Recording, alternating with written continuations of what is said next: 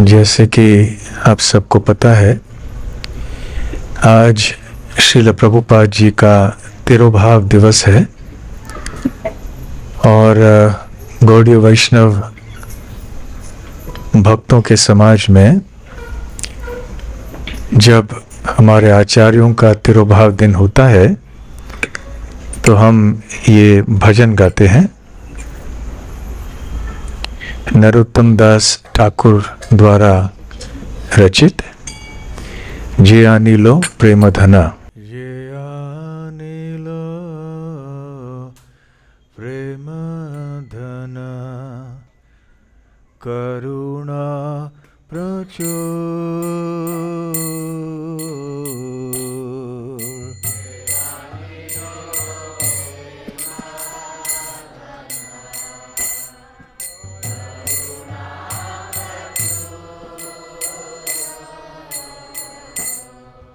जे आनिलो प्रेम धना करुणा प्रचुर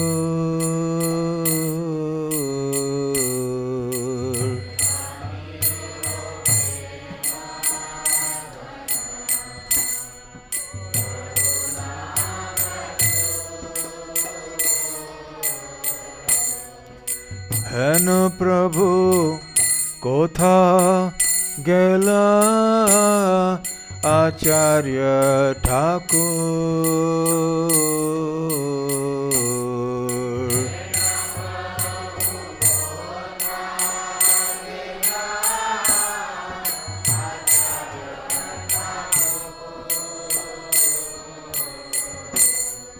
हेन प्रभु कोथा गेला आचार्य ठाकुर।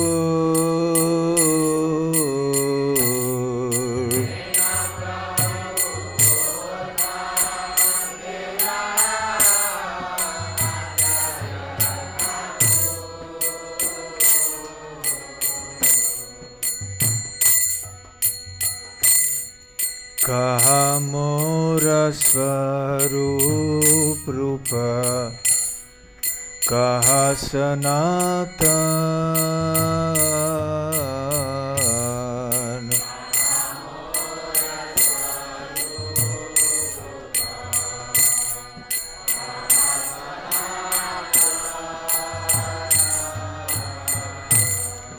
कहा मोर स्वरूप रूप कहा सनातन।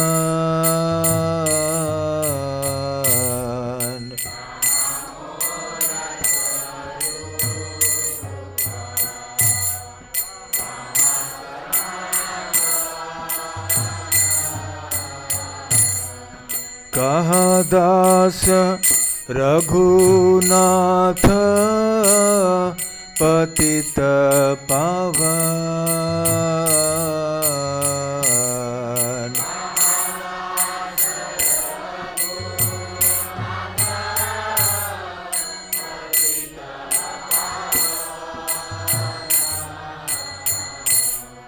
कहा दास रघुनाथ पतित पावन।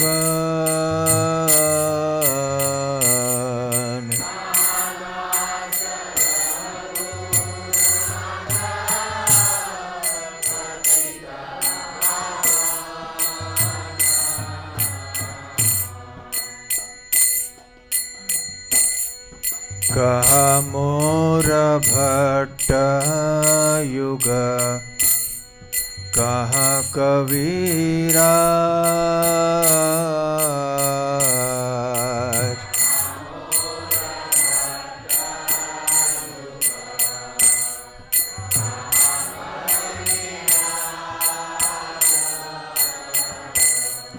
कहा मोर भट्ट युग कहा कबीराज।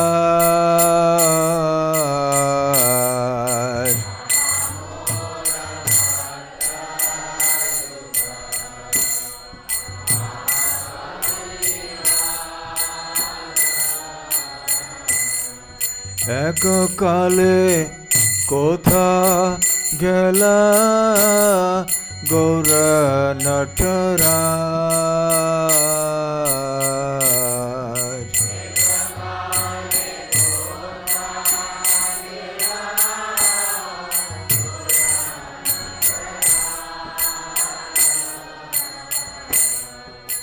এক কালে কোথা গেলা গৌর নটরাজ।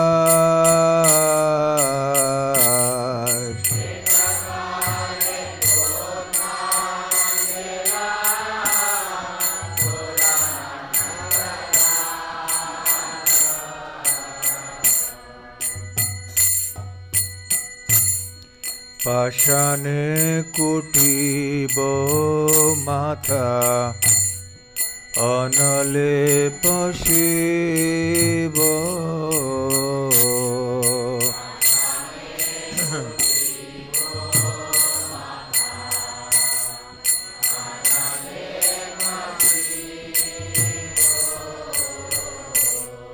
পাষাণে কুটিব মাথা অনলে পশিব।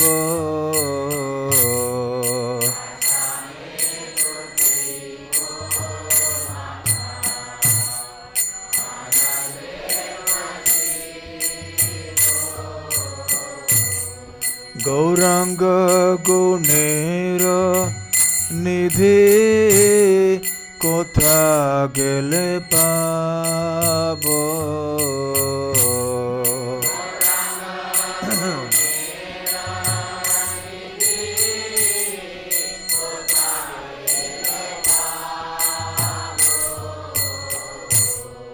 গৌরাঙ্গ গুণের নিধি কোথা গেলে পাব।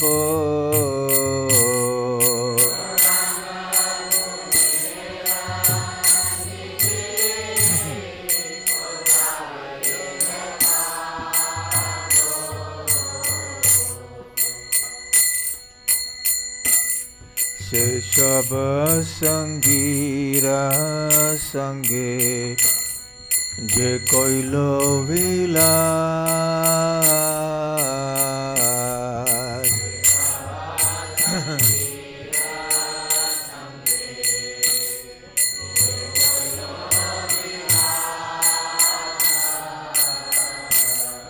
সেসব সঙ্গীরা সঙ্গে যে কইল বিলাস।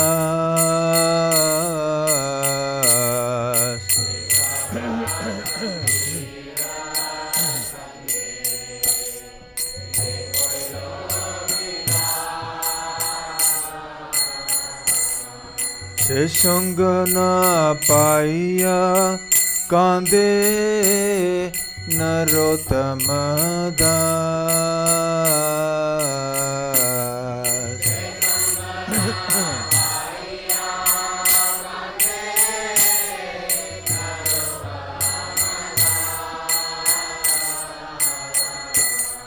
সে সঙ্গ না পাইয়া কাঁদে নরোত্তম দাস।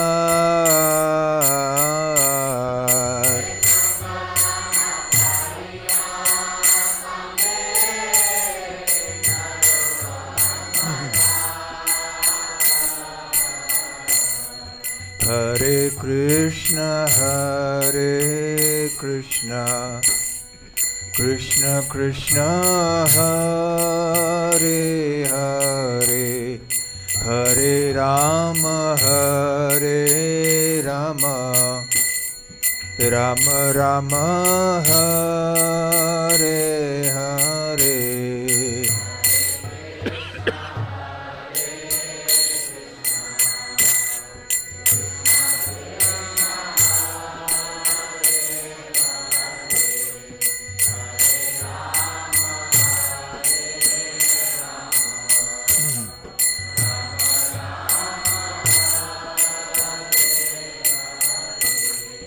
हरे Krishna Krishna Krishna Krishna Hare Hare Hare Rama Rama Rama Hare Hare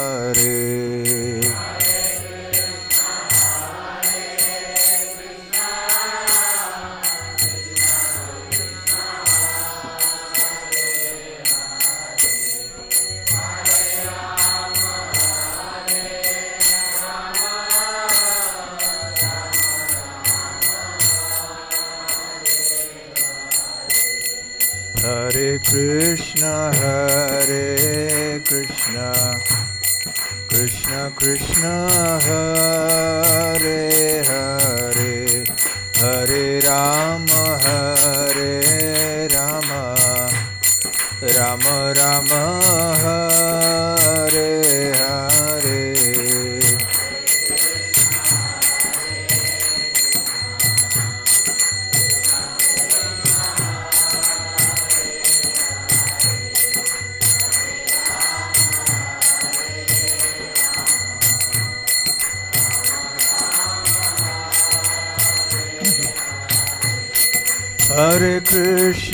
Hare Krishna Krishna Krishna Hare Hare Hare Rama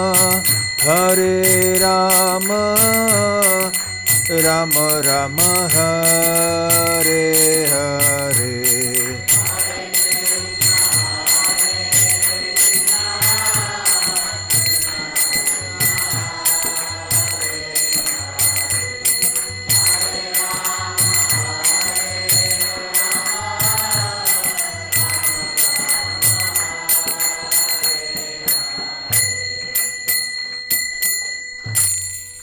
Shri वैष्णव ठाकुर की जय, श्रील प्रभुपाद की जय, श्रील प्रभुपाद तिरुभाव दिवस महोत्सव की जय, निताय गौर प्रेमानंदे, हरि हरि बोल।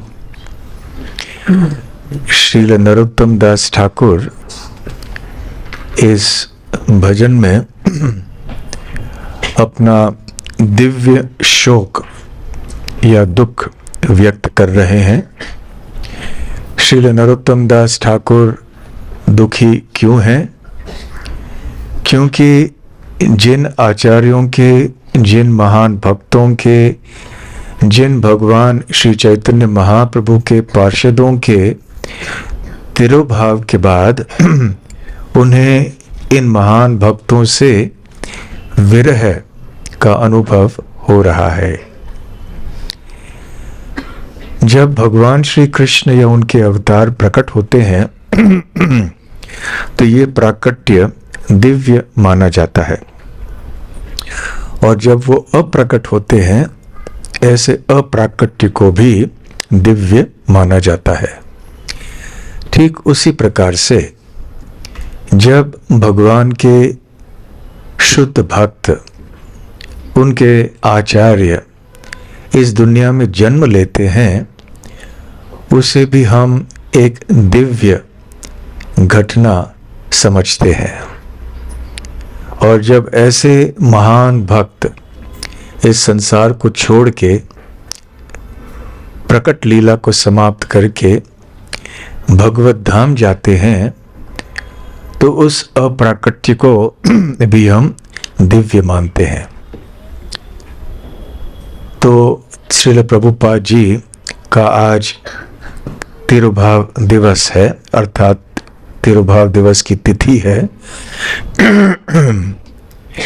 1977 में 14 नवंबर में के दिवस पर लगभग इसी समय, बिल्कुल ठीक इसी समय, अब जो घड़ी में आप समय देख रहे हैं, ठीक इसी समय लगभग श्रील प्रभुपाद जी ने अपने प्राण को त्याग दिए और गोलोक वृंदावन को प्राप्त हुए। वृंदावन के श्री कृष्ण बलराम मंदिर को, जिसको वो अपना घर मानते थे, वहाँ अपने कमरों में उन्होंने अपने प्राण त्याग दिए, जबकि उस समय उनके अनेक शिष्य उनको घेर के बैठे हुए थे और सारे भक्त कीर्तन कर रहे थे। श्रील प्रभुपाद जी ने सारे दुनिया को दिखाया कि कैसे व्यक्ति अपने जीवन को सफल बना सकते हैं।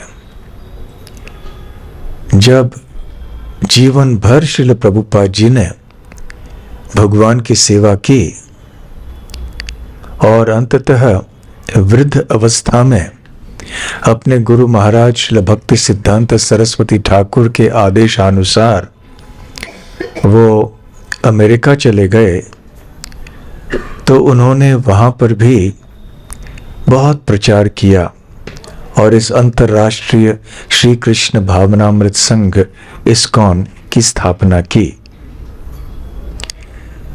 श्री चैतन्य महाप्रभु के एक पार्षद थे जिनका नाम था लोचन दास ठाकुर।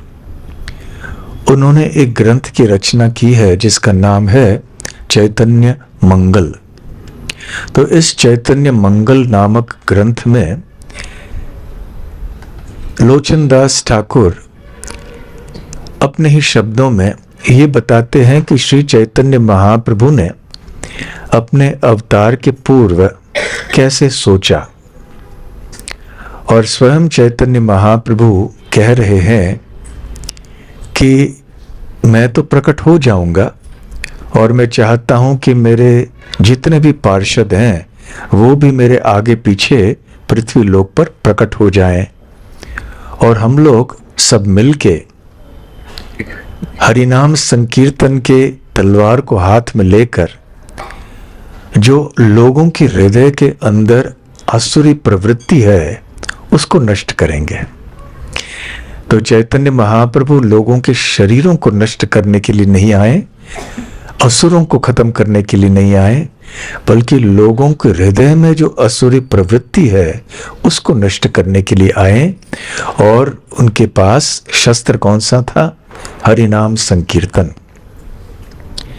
और फिर उन्होंने कहा कि ऐसे कई लोग होंगे जो अधर्म के पथ पे चल रहे होंगे और जो यहाँ भारत देश भी छोड़ के अलग अलग स्थानों में रह रहे होंगे, तो उनका उद्धार करने के लिए मेरे एक सेनापति भक्त आएंगे और ये सेनापति भक्त सारे देशों में जाके हरिनाम संकीर्तन के आंदोलन को फैलाएंगे और इस प्रकार से वृंदावन के भाव में भक्ति सब जगह प्रकाशित करेंगे।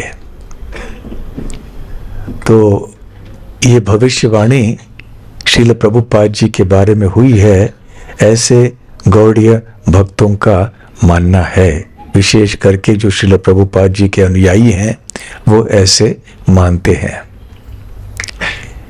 श्री चैतन्य महाप्रभु ने ऐसे भी कहा है, पृथ्वी ते आचे जात डोंगरादि ग्राम सर्वत्र प्रचार होइबे मोर नाम, कि पृथ्वी में जितने भी नगर गांव आदि हैं उन सब में आने वाले दिनों में, आने वाले वर्षों में मेरे पवित्र नामों का प्रचार प्रसार होगा। ये हरिनाम संकीर्तन की ध्वनि सारे गांव गांव में, शहर शहर में, पृथ्वी भर में फैलेगी। तो स्वयं श्री चैतन्य महाप्रभु तो भारतवर्ष के बाहर नहीं गए, दक्षिण भारत गए, पश्चिम भारत गए, उत्तर भारत गए, वृंदावन आदि, परंतु भारत के बाहर नहीं गए। श्रील भक्ति विनोद ठाकुर ने ग्रंथों को भेजा बाहर, परंतु स्वयं नहीं गए। श्रील भक्ति सिद्धांत सरस्वती ठाकुर ने अपने 2 शिष्यों को भेजा लंदन, परंतु स्वयं नहीं गए। श्रील प्रभुपाद जी स्वयं गए और इस्कॉन संस्था की स्थापना करने के कारण उन्होंने इस भविष्यवाणी को सार्थक किया। और आज हम देखते हैं कि श्रील प्रभुपाद जी के प्रेमा भक्ति के कारण, अपने गुरु के आदेश का पालन करने के कारण आज वास्तव में हर देश में ये हरे कृष्ण महामंत्र की ध्वनि गूंज रही है। और जब उनका तिरुभाव हुआ 14 नवंबर 1977 में, 48 वर्ष बीत गए, तो उनको जो घेर के बैठे हुए भक्त थे वो कहाँ के थे?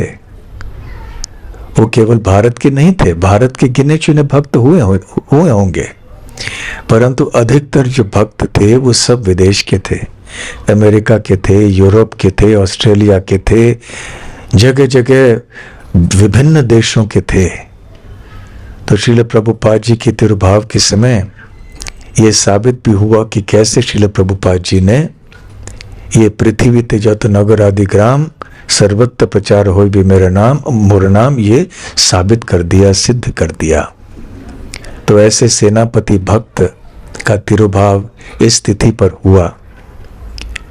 तो आज श्रील प्रभुपाद जी के तिरुभाव के दिवस पे उनके आंदोलन के सारे भक्त उनसे विरह का अनुभव करते हैं।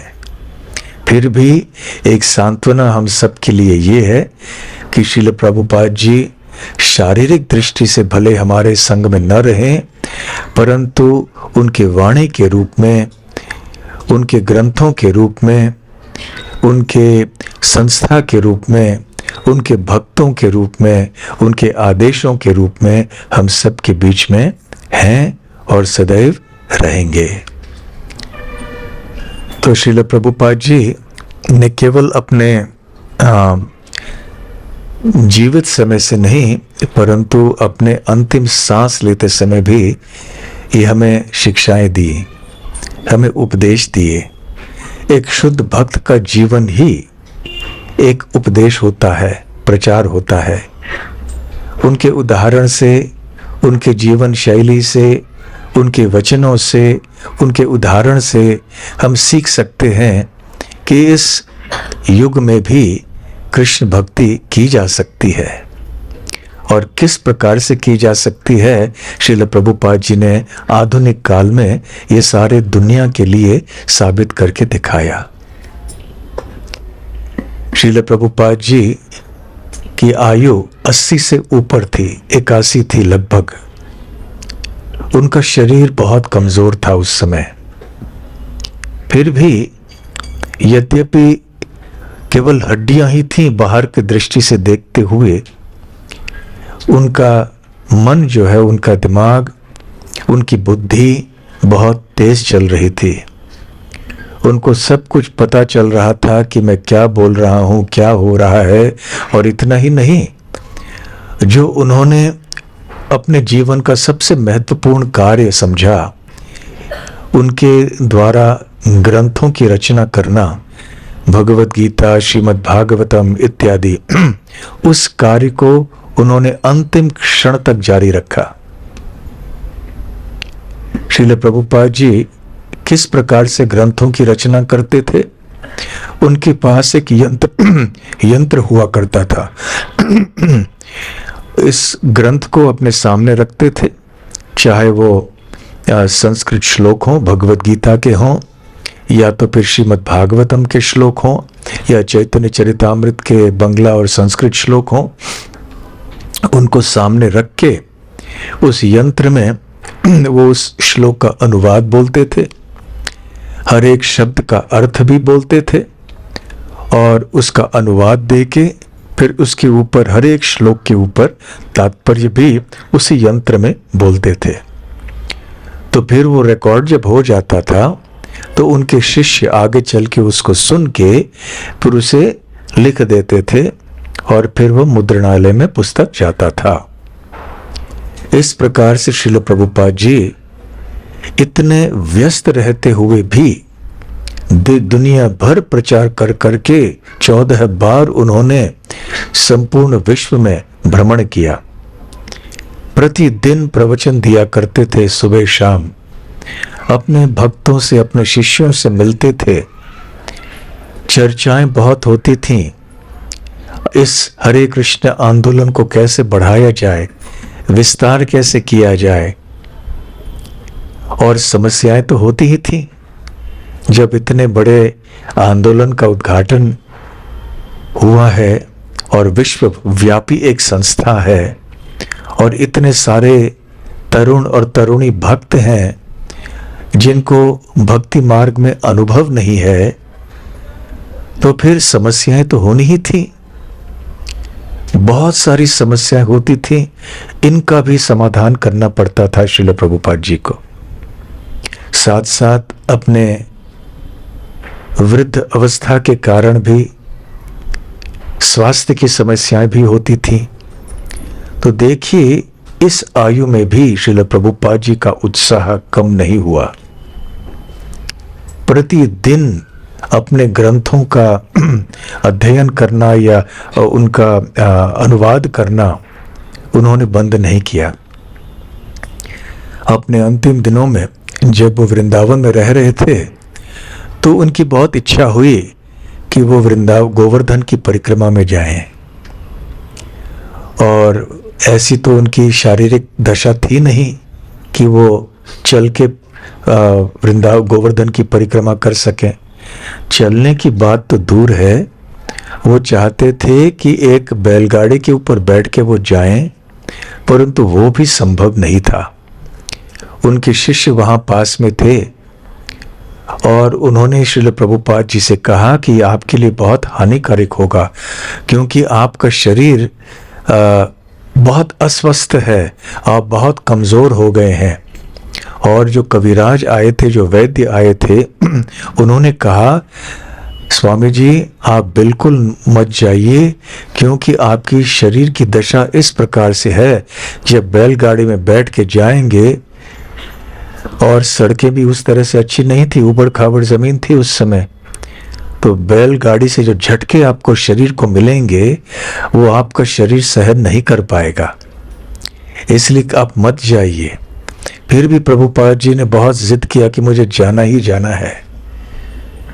अंत में उनके शिष्यों ने बहुत आग्रह किया उनसे कि हमारे लिए कृपया आप मत जाइए।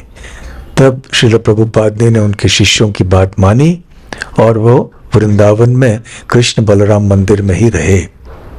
फिर भी ऐसे ही सोए हुए नहीं थे, शरीर तो लेटा हुआ था, परंतु नींद में नहीं थे। वो अपने शिष्यों से बात करते थे। जैसे जैसे खबर फैली कि श्रील प्रभुपाद जी अपने अंतिम दिनों में हैं, बहुत कमज़ोर हो गए हैं, और उनके शिष्यों ने खबर फैलाई कि अब ऐसे प्रतीत हो रहा है कि श्रील प्रभुपाद जी अधिक दिनों तक नहीं रहेंगे हमारे साथ। तो दुनिया के कोने कोने से जहाँ भी संस्था के मंदिर थे, संस्था के भक्त थे, वो सब यहाँ वृंदावन आने लगे, एक के बाद एक के बाद एक। कोई एक शहर से भक्त आए, कभी दूसरे शहर से आए, दूसरे देश से आए। सारे भक्त अब श्री प्रभुपाद जी का अंतिम दर्शन करने के लिए आए, क्योंकि उनको पता था कि श्रील प्रभुपाद जी अब अधिक दिन नहीं रहने वाले हैं। उधर श्रील प्रभुपाद जी सारे भक्तों को मिलते गए। भले अधिक बातचीत कभी नहीं भी कर पाते थे, फिर भी सारे भक्त आके उनका दर्शन कर पाते। उनके जो शिष्यों में से थोड़े उनसे बहुत अधिक निकट थे और जिन्होंने बहुत बड़ी बड़ी सेवाएं की थीं, जिनके ऊपर बहुत बड़ी जिम्मेदारियां थीं, श्रील प्रभुपाद जी उनसे सुनना चाहते थे कि प्रचार कैसे चल रहा है आपके देश में, आपके शहर में, कितने किताबें आपके देश के भाषा में छपी हैं, पुस्तक वितरण श्रीमद् भागवतम, भगवद गीता आदि कैसे हो रहा है, कितने प्रतियां आप सब वितरित कर चुके हैं, मंदिरों में क्या दशा है, मंदिरों में कैसे कार्यक्रम चल रहे हैं, हमारे भक्त लोग वहाँ कैसे हैं, उत्साही है या नहीं है। तो ऐसे अवस्था में भी जो भी भक्त आया करते थे वृंदावन, वो श्रील प्रभुपाद जी को ये खबरें सुनाते थे और श्रील प्रभुपाद जी कहते थे कि यही जो खबर है ये मुझे प्राण प्रदान करता है। तो केवल प्रचार के कारण, प्रचार की खबरों को सुन के, पुस्तक वितरण के बारे में सुन के श्रील प्रभुपाद जी अपने प्राण को शरीर में रख पाए। हम हर रोज गोपी गीत गाते हैं कार्तिक महीने में, तो भूरिदा जना, हम कहते हैं वो जो भूरिदा जना अर्थात जो विस्तार हृदय के होते हैं भगवान के महान भक्त, जो सब जगह कृष्ण कथा को फैलाते हैं लोगों के उद्धार के लिए, उनके कल्याण के लिए। श्रील प्रभुपाद जी भी ऐसे भूरिदा जना थे। और फिर अलग अलग भक्त आए, श्रील प्रभुपाद जी ने उनको अपने अंतिम आदेश या उपदेश दिए कि आपके लिए मेरा ये आदेश है, आपके लिए ये मेरा उपदेश है, आप जाके ये संदेश आपके मंदिर के भक्तों को दे दीजिए। क्योंकि सारे भक्त तो आ नहीं पाए, क्योंकि इतने सारे शहरों में मंदिरों की स्थापना हुई थी, मंदिरों को भी तो चलाना था। सारे भक्त मंदिर को छोड़ के चले जाएं तो फिर विग्रहों की सेवा कौन करेगा, और अन्य जो सेवाएं हैं मंदिर में वो कौन करेगा। तो कई भक्तों को पीछे रहना पड़ा, और थोड़े भक्त जो जा पाए वो वृंदावन चले गए। तो श्रील प्रभुपाद जी ने सबका स्मरण किया, सबके लिए उन्होंने अपने आदेश दिए। और भक्त उनसे कह रहे थे कि आप और रुकिए, आप जाइए मत, हम अभी तैयार नहीं हैं। क्योंकि जिस समय श्रील प्रभुपाद जी ने अमेरिका में जाके प्रचार शुरू किया, तो उनके पास जो लोग आए अधिकतर तरुण पीढ़ी के थे। 14 वर्ष से लेकर 25 वर्ष तक इस आयु की अवधि में उनके शिष्य हुए, भक्त हुए। और उस समय पीढ़ी ऐसी थी, एक समाज के प्रति विद्रोह था उनका, और ये तरुण पीढ़ी संपूर्ण समाज से विरोध में थे, और वो लोग अपना ही रास्ता बना रहे थे। मादक द्रव्यों का सेवन करना और नौकरी व्यापार आदि नहीं करना, और तरह तरह के विद्रोह कर रहे थे। ना किसी के घर में रहना, सड़कों पे रहते थे, उनको हिप्पी कहा करते थे। और ऐसे हिप्पी जो तरुण पीढ़ी के होते थे, इस आयु के होते थे, तो उनकी मान्यता ऐसे थी कि जो 30 साल से ऊपर के आयु के हैं उनसे हमारा कोई लेना देना नहीं है, ये सारे हमारे शत्रु हैं। तो ये धारणा, मनोधारणा थी उनकी उस समय। और ऐसे लोग जो कि 30 साल से अधिक लोगों को अपना शत्रु मानते थे, उन्होंने एक 70-80 वर्ष के एक सन्यासी को, जो कि एक दूर वाले देश से आए हैं, जो उनकी भाषा उनकी तरह बोल भी नहीं सकते थे, उनको उन्होंने अपना सर्वस्व मान लिया और शरणागत हो गए, अपना जीवन समर्पित किया, उनको सर मुंडवा लिया और उनके हरे कृष्ण आंदोलन को फैलाने में पूरी तरह से लग गए। कितना बड़ा चमत्कार किया श्रील प्रभुपाद जी ने। और इस समय क्योंकि उनके सारे शिष्य बहुत ही कम आयु के थे, जो वरिष्ठ से वरिष्ठ भक्त थे उनकी संस्था में, इस्कॉन में, उस समय लगभग केवल 25 वर्ष के हुए होंगे। सबसे वरिष्ठ भक्त 25 साल के, एक दो और हुए होंगे जो उससे अधिक आयु के थे, परंतु अधिकतर लोग 25, 27, 28 ऐसे ही थे, सबसे वरिष्ठ भक्त। यहां तक कि जो सन्यासी भी थे वो भी इसी आयु के थे सब।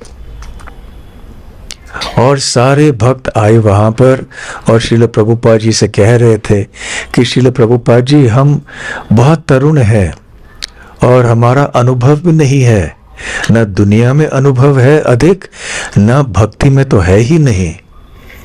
केवल थोड़े वर्षों से जो हमने आपसे पाया है, बस हम उतना ही जानते हैं।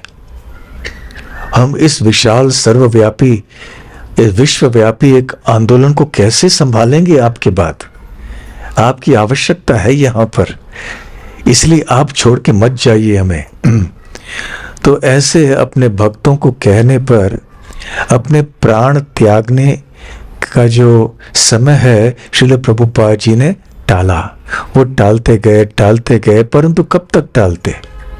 अंततः श्रील प्रभुपाद जी ने कहा, ये आंदोलन श्री कृष्ण के संरक्षण में है, ये श्री चैतन्य महाप्रभु के संरक्षण में है। मैंने जो मुझसे हो पाया, मेरे गुरु महाराज के आदेश के अनुसार मैंने यहाँ थोड़ी सेवा की, आप सब यहाँ पर जुड़े, तो बस मैंने जो कर सका मैंने किया। परंतु अभी भगवान ही आपको शक्ति देंगे, आप सबको निराश नहीं होना है। और प्रभुपाद जी ने बहुत सारे आदेश उनको दिए कि कैसे इस आंदोलन को आगे बढ़ाना है और इस आंदोलन को संभालना है। क्योंकि निर्मिति का कार्य जो होता है वो अवश्य बहुत आसान नहीं होता है, परंतु पालन का जो कार्य होता है वो निर्माण के कार्य से भी अधिक कठिन होता है। तो श्रील प्रभुपाद जी ने बहुत कठिनाई से, बड़ी तपस्या से इस इस्कॉन संस्था की स्थापना तो की, और उसके बाद लगभग वो 12 वर्षों तक, या संस्था की स्थापना के लगभग 10-11 वर्षों तक वो यहां पर रहे। तो 10-11 वर्षों में शून्य से प्रारंभ करके एक विश्वव्यापी संस्था स्थापित की श्रील प्रभुपाद जी ने। 108 मंदिरों की स्थापना की केवल 12 वर्षों में। इससे बड़ा चमत्कार क्या हो सकता है? फिर भी जो वरिष्ठ से वरिष्ठ भक्त थे वो 10, 11, 12 साल भक्ति में थे, और उनको अभी जिम्मेदारी दी गई केवल एक मंदिर को संभालने की नहीं, संपूर्ण विश्वव्यापी संस्था को संभालने की। तो हम कल्पना कर सकते हैं कि कितनी बड़ी जिम्मेदारी इन तरुण भक्तों के ऊपर आई। फिर भी श्रील प्रभुपाद जी ने समझा कि शरीर की दशा मेरी ये है, मेरी आयु भी ऐसे हो गई, 80 पार हो गया मैं, तो कितना भी हम श्री कृष्ण को जोर दे के निवेदन कर सकते हैं कि हमारे श्रील प्रभुपाद जी को आप और रखिए। तो श्रील प्रभुपाद जी ने कहा, श्री कृष्ण की इच्छा को हमें स्वीकार करना चाहिए, और समय से पहले यदि भी आपको लगे फिर भी अभी आपको इस बहुत महत्वपूर्ण जिम्मेदारी को स्वीकार करना होगा। और इस प्रकार से श्रील प्रभुपाद जी जब वहां थे वृंदावन के कृष्ण बलराम मंदिर में अपने कमरे में, तो जैसे जैसे वो बात करते रहे अपने भक्तों से, फिर भी बीच बीच में जब भी उनको थोड़ा समय मिलता वो समय कभी भी गंवाते नहीं। उनके पास वो रिकॉर्डिंग यंत्र था, उनके पास में कोई भक्त बैठ के ग्रंथ रखते थे, वो प्राय पढ़ भी नहीं पाते थे, कुछ बोल भी नहीं पाते थे ठीक से, ताकत भी प्राय नहीं थी, फिर भी बुद्धि बहुत तीव्र थी। इसलिए अंतिम दिनों तक वो उस रिकॉर्डिंग यंत्र में वो अनुवाद, शब्दार्थ, तात्पर्य आदि बोलते गए, और ऐसे करके श्रीमद् भागवतम का अनुवाद उन्होंने 10वें स्कंद के 13वें अध्याय तक किया, फिर आगे नहीं कर पाए। उसके बाद इस कार्य को उनके शिष्यों ने आगे बढ़ाया। श्रीमद् भागवतम के 10वें स्कंद के 90 अध्याय हैं। श्रील प्रभुपाद जी केवल 13 अध्यायों का अनुवाद आदि कर पाए, और इसके पहले तो 9 स्कंद तो थे श्रीमद् भागवतम के। बचे हुए जो अध्याय थे 10वें स्कंद के, और फिर 11वां स्कंद और 12वां स्कंद, इनका अनुवाद, तात्पर्य आदि उनके शिष्यों ने किया। तो अंत में भी श्रील प्रभुपाद जी ने ये सेवा छोड़ी नहीं, क्योंकि वो जानते थे कि ये कितना महत्वपूर्ण काम है। और प्राय जो सुन रहे थे प्रभुपाद जी के प्रवचन को सुन के फिर उनको टाइप करना होता था, वो उनको बहुत कठिनाई हुई समझने के लिए कि प्रभुपाद जी क्या बोल रहे हैं, क्योंकि शरीर आवाज भी इतना कमजोर आता था और उनके शब्द ठीक से समझ नहीं पाते थे। फिर भी उनके भक्तों ने आगे चल के इतनी सुंदर सेवा की, भक्ति वेदांत बुक ट्रस्ट के भक्तों ने, ये वास्तव में एक आश्चर्यजनक बात है। श्रील प्रभुपाद जी के जो गुरु भाई थे उन तक भी खबर पहुंची। श्रील प्रभुपाद जी ने कहा कि मेरे गुरु भाइयों को, उन कईयों के नाम भी लिए उन्हें कह दीजिए कि मैं उनसे मिलना चाहता हूं और मेरे संसार शरीर छोड़ने का समय आ गया है। तो एक एक करके उनके जो गुरु भाई थे वो सब वहाँ पे आने लगे उनसे मिलने के लिए।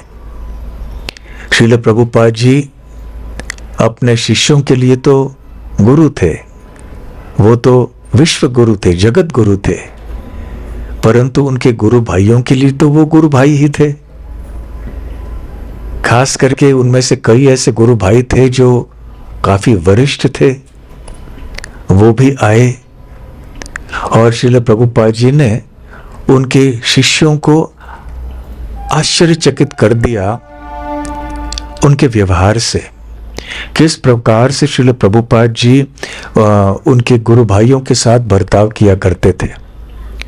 जैसे जैसे उनके गुरु भाई आए, उन्होंने हाथ जोड़कर उनसे क्षमा याचना की कि हमने आपके चरण कमलों के प्रति बहुत सारे अपराध किए हैं, क्योंकि हमने नई संस्था शुरू की और क्योंकि हमारे संस्था के भक्त, हमारे शिष्य बहुत नौसिखिया भक्त थे। उनकी जो श्रद्धा थी वो भी बहुत कोमल थी और आज भी है। इसलिए इनकी श्रद्धा की रक्षा करने के लिए और इस संस्था को संभालने के लिए कई बार ऐसे हुआ होगा कि आपके प्रति मैंने कोई अपशब्द कहे भी होंगे, तो कृपया हमें क्षमा कर दीजिए। तो उनके गुरु भाइयों ने भी उनको नमस्कार किया और कहा कि स्वामी महाराज, वैसे उनके गुरु भाई उनको स्वामी महाराज करके पुकारते थे। उनके शिष्य तो उनको प्रभुपाद जी कह के बोलते थे, श्रील प्रभुपाद, परंतु उनके गुरु महाराज, उनके गुरु भाई उनको स्वामी महाराज कहते थे। तो कह रहे, स्वामी महाराज ऐसे मत कहिए, आपने कोई अपराध हमारे प्रति नहीं किया है, बल्कि हम लोगों ने आपके प्रति बहुत बड़े अपराध किए हैं। आप हमें क्षमा कर दीजिए, क्योंकि आपने जो काम करके दिखाया है ये अभूतपूर्व है। इसके पहले कभी भी इतिहास में ऐसे हुआ नहीं है। जिस प्रकार से आपने इस आयु में विदेश में जाके इस संस्था की स्थापना की और इतने सारे शिष्यों को बनाया, इतने बड़े पैमाने पे चैतन्य महाप्रभु के आंदोलन को फैलाया, ये वास्तव में एक चमत्कार ही है। वैसे जब श्रील प्रभुपाद जी पहली बार अमेरिका गए 1965 में, उसके उस वर्ष में भी और उसके बाद वाले 2-4 वर्षों में भी और उसके बाद भी श्रील प्रभुपाद जी ने पत्र लिखे थे अपने गुरु भाइयों को मायापुर में, और उनसे कहा था कि कृपया आप भक्तों को यहाँ भेजिए, क्योंकि यहाँ पर प्रचार के लिए मैं एक मंच बना रहा हूँ। तो यहाँ यदि साथ में आप भी आइए, आपके शिष्यों को भी, गुरु भाइयों को भी लेकर आइए, तो यहाँ पे प्रचार प्रसार का काम काफी बढ़ सकता है। यहाँ भक्तों की आवश्यकता है, साथ साथ हमें मृदंग चाहिए, करताल चाहिए, ये सारी चीजें चाहिए। यहाँ अमेरिका में, यूरोप में ये सारी चीजें उपलब्ध नहीं है, परंतु किसी न किसी कारण से उनके गुरु भाई जो है श्रील प्रभुपाद जी के निवेदन को पूरा नहीं कर पाए। तो श्रील प्रभुपाद जी ने कहा था कि आप ही संस्था के अध्यक्ष बनिए। देखिए श्रील प्रभुपाद जी की नम्रता, उन्होंने ये नहीं सोचा कि आप आइए और मेरी सेवा कीजिए, मैं यहाँ मठाधिपति बनूंगा, मठाधीश बनूंगा और आप सब आके मेरे संस्था में सेवा कीजिए। उन्होंने ऐसे नहीं कहा। उन्होंने कहा कि आप आइए और मैं आपकी सहायता करूंगा। फिर भी किसी न किसी कारण से उनके गुरु भाई उनकी मदद नहीं कर पाए, और जब श्रील प्रभुपाद जी के शिष्य आगे भारत में आए तो कभी कभी वो उनके गुरु भाइयों से जाके मिलते थे, प्रणाम करते थे। तो कई बार उनके गुरु भाई बहुत अच्छी अच्छी बातें उनको समझाते थे। एक बार श्रील प्रभुपाद जी के एक भक्त शिष्य थे जिनका नाम था ब्रह्मानंद दास। तो वो जब श्रील प्रभुपाद जी के गुरु भाई के पास गए तो उनके गुरु भाई ने कहा, ये कैसा नाम है ब्रह्मानंद, हम लोग तो निराकारवादी मायावादी तो नहीं है, ये ब्रह्मानंद, हम तो ब्रह्म में आनंद नहीं लेते हैं, हम श्री कृष्ण की भक्ति में आनंद लेते हैं, तो ऐसे कैसे नाम रख लिया हमारे स्वामी महाराज ने आपको। तो जब उस भक्त ने जाके श्रील प्रभुपाद जी से कहा तो प्रभुपाद जी को अच्छा नहीं लगा और उन्होंने कहा कि चैतन्य महाप्रभु के पार्षदों में से भी ब्रह्मानंद भारती थे, ब्रह्मानंद नाम के भक्त थे। हमारे लिए ब्रह्मानंद ये श्री कृष्ण से संबंधित है। तो प्रभुपाद जी ने देखा कि इस प्रकार से यदि मेरे जो नए नए जो भक्त हैं, शिष्य हैं, मेरे बारे में ऐसे कुछ निंदा आदि सुने तो उनकी श्रद्धा कमजोर हो जाएगी, यहाँ तक कि वो भक्ति भी छोड़ देंगे। इसलिए कई बार श्री प्रभुपाद जी को थोड़े 2-4 कठोर वचन बोलने पड़े उनके गुरु भाइयों के बारे में, उनके शिष्यों को, ताकि शिष्यों की श्रद्धा बनी रहे। तो श्रील प्रभुपाद जी इस तरह की घटनाओं को याद कर रहे थे और इसीलिए उन्होंने क्षमा याचना की थी। फिर भी उनके गुरु भाइयों ने कहा, नहीं नहीं, ऐसी कोई बात नहीं है। तो आपने जो किया है वास्तव में हम सब बहुत ही इसके आपके साथ में हैं और आपकी हम भूरी भूरी प्रशंसा करते हैं और कृतज्ञता व्यक्त करते हैं कि आपने ये अद्भुत कार्य कर दिखाया है। एक ऐसे भक्त थे श्रील प्रभुपाद जी के गुरु भाई, जो कभी कभी जिनके साथ श्रील प्रभुपाद जी का थोड़ा बहुत पुराने दिनों में तो बहुत बहस वगैरह सब हुआ था किसी व्यवस्थापन के संबंध में। कभी कभी होता है ऐसे, जब इतनी बड़ी संस्था चलाने होती है, मंदिर चलाना होता है, तो मतभेद तो हो सकते हैं। तो जब श्रील प्रभुपाद जी के उस गुरु भाई ने अपना शरीर त्याग दिया तो उनके भक्तों ने आके उनसे पूछा कि ऐसे ही आपके नाम नहीं लेंगे हम उनके, ये भक्त आप शरीर छोड़े हैं तो उनकी गति क्या हुई होगी। तो श्रील प्रभुपाद जी ने कहा वो गोलोक वृंदावन चले गए। परंतु प्रभुपाद जी आपके प्रति तो उन्होंने थोड़ा कुछ ऐसे बोला था, गलत बातें बोली थी, आपको भी थोड़ा बहुत कुछ हुआ था उनके साथ, ये छोटी बातें हैं। प्रभुपाद जी का हृदय इतना उदार था, वो समझे कि नहीं ये हमसे महान है, वो भी गोलोक वृंदावन चले गए। तो श्रील प्रभुपाद जी जब अपने अंतिम दिनों में थे तो उन्होंने अपने शिष्यों को दिखाया अपना वास्तविक रूप। जब व्यक्ति व्यवस्थापन के कार्य में रहता है संस्था के, भले वो आध्यात्मिक संस्था क्यों न हो जैसे इस्कॉन है, तभी कभी कभी कठोर निर्णय लेने पड़ते हैं, कठोर वचन बोलने पड़ते हैं और कई बार उन निर्णयों के कारण भक्त लोग थोड़े दुखी हो जाते हैं। तो ये सब होता है। परंतु श्रील प्रभुपाद जी ने यद्यपि ऐसे कठोर निर्णय लिए, कई बार कटु वचन अपने शिष्यों को कई बार उन्होंने कह भी दिए, अपने गुरु भाइयों के प्रति भी एक आध बार कभी हो जाता था, फिर भी श्रील प्रभुपाद जी ने अंत में देखिए बतलाया, दिखलाया कि कैसे एक भक्त, आदर्श भक्त को होना चाहिए। और इस प्रकार से उनके और भी जान पहचान के जो लोग थे, वृंदावन के लोग थे, वो भी आने लगे, उस साथ साथ उनके शिष्य भी आने लगे। ऐसे 1-2 महीने और बीत गए और अंत में 14 नवंबर को लगभग 7:20 या 21 जब उनके भक्त उनके पास में बैठ के संकीर्तन कर रहे थे तो श्रील प्रभुपाद जी ने अपने प्राण त्याग दिए और वो गोलोक वृंदावन चले गए। श्रील प्रभुपाद जी के दिव्य शरीर को उठाकर दर्शन के लिए ले गए और सप्त देवालय वृंदावन में जो सबसे महत्वपूर्ण मंदिर हैं, प्राचीन मंदिर, वहाँ तक ले गए उन मंदिरों को, और प्रभुपाद जी को इन सारे मंदिरों का भ्रमण करवाया, और फिर कृष्ण बलराम मंदिर के प्रांगण में ही वहाँ उनको समाधि में रखा। तो समाधि का बहुत बड़ा उत्सव हुआ। आप में से जो वृंदावन के कृष्ण बलराम मंदिर में गए हैं, आपको पता है कि मंदिर के प्रांगण में प्रवेश करते ही बाएं तरफ बहुत विशाल समाधि है श्रील प्रभुपाद जी की। तो श्रील प्रभुपाद जी का समाधि महोत्सव वहाँ पे हुआ, और हर साल वृंदावन में उनके शिष्य और उनके आंदोलन के भक्त इकट्ठे होते हैं, और बहुत ही बड़े पैमाने पे श्रील प्रभुपाद जी का तिरुभाव दिवस मनाया जाता है।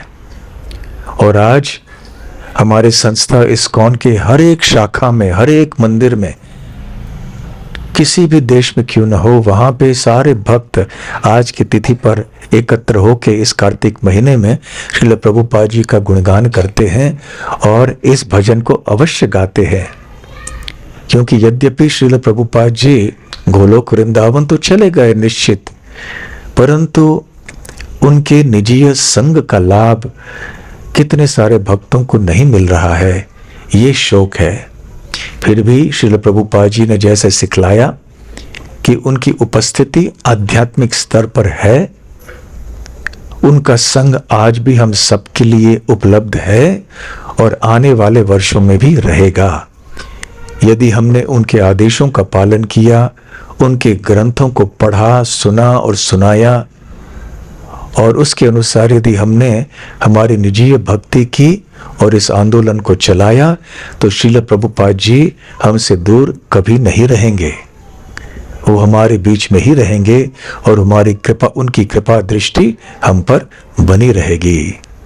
श्रील प्रभुपाद की जय। श्रील प्रभुपाद तिरुभाव महोत्सव की जय। गौर प्रेमानंदे हरि हरि बोल। तो अभी हम दामोदर अष्टकम गाएंगे और दीपदान करेंगे। हरे कृष्णा।